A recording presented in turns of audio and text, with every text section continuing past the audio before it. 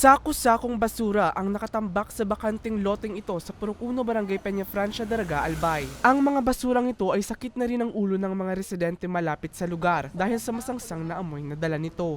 Tumanggi nang humarap sa kamera ang mga nagrereklamong residente, pero ayon sa caretaker ng lote, hindi ito ang unang pagkakataon na may nagtapon ng basura roon. Anya, isang taon nang ginawang tapunan ng basura ng mga dumaraang motorista ang kanilang lote. Apektado rin anya ng mga basurang ito ang kanilang mga pananim doon.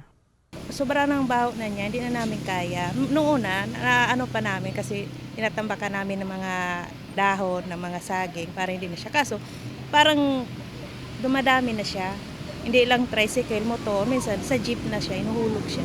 Nung piyesta po sa amin, talagang lumapit na ako kay kap namin na pinakita ko na talagang sa kanya na makita niya yung sitwasyon namin.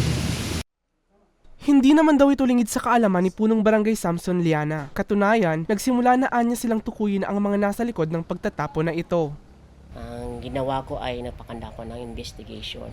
And then, kinuha ko yung attention ng aking barangay kagawad na in charge doon sa Purok na maglagay ng signage na pinapalagay ko na bawal doon magtapok ng basura.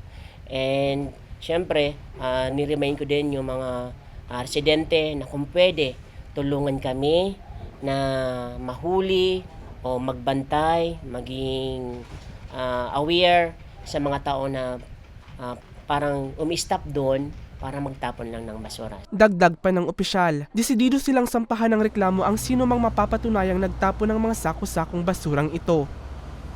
Alam naman din dyan na illegal yan at krimen po yan na ginawa.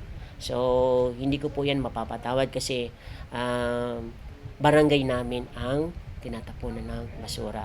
Kasi pag nahuli sila, ay may kaharapin silang, papananagutin namin sila. May kaharapin silang, sabihin na natin, kaso o anong pwedeng ano sa kanila, ipataw na sabihin na ng punishment or punishment. Kaugnay nito, nakipagpulong na rin ng barangay sa Municipal Environment and Natural Resources Office para sa kaukulang aksyon. Para sa mga balitang Tatak, Bicol, Mel Moral.